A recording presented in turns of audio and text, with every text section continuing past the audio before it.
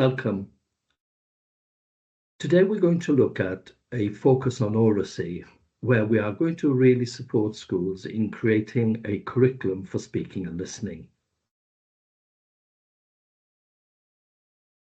To start off with, it's important for us to recognise what has gone on in the past and the fact that over the last few years we have undoubtedly been fixated around the three I's. That's the curriculum intent, the curriculum implementation and the curriculum impact. Within all of that, of course, there have been very, very important things for us to remember, which actually still exist. For instance, the fact that we want our children to remember key information for a much longer period of time. We want them to be able to recognize that in different parts of the country, we need to take account more so perhaps than others on children's cultural capital. And much of what we're going to talk about today will actually touch on that. So quite a lot of children may be coming to school with a quality of English which is not at the level we would wish it to be. And therefore, one of the things we're looking for is the availability of support for these children. But actually, all children across the country will need support with Oracy. We recognise that for them to be successful, they need to be able to present their understanding of learning at a much better level than they've done in the past. So what we're actually saying is that speaking and listening very much is the golden thread that runs through the curriculum.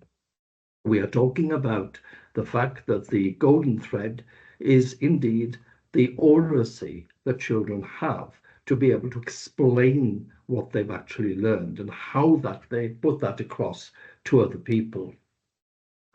Now, we have long understood that basically we are in a situation where I think the vast majority of the schools would actually say that Oracy has an important part to play in school.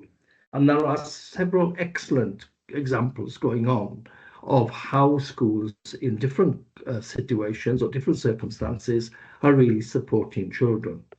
Perhaps what we haven't got is that level of consistency about what we're actually doing. And Ofsted, for instance, have recognised that the vast majority of schools do identify pupils' oracy and children's limited vocabulary as being a major inhibitor to their progress.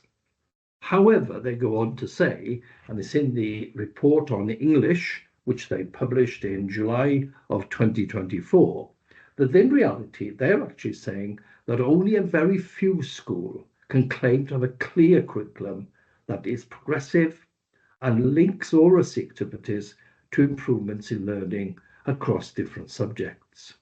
Now, what we've attempted to do in what I'm going to share with you today is to put a structure in that enables schools to be able to do that. What I've done may be actually looked at as 3 separate staff meetings. I'll do the presentation of it first. The second part, talkability and using the vocabulary and listening as the third staff meeting. You may well run it as a CPD day, and using the first session of the day for the presentation, the second session of the day on vocabulary, third one on vocabulary and listening. So I'm hoping this will be really helpful and supportive to you as a school. As I said, there are many other things we've done. The first thing to say is we do have a draft curriculum in place for you, which you could really use and add in your parts as you need to. We've also got a set of sentence stems, which you may just be interested in using. And again, that is available from Focus Education. Can I just end by just saying thank you very much for your listening.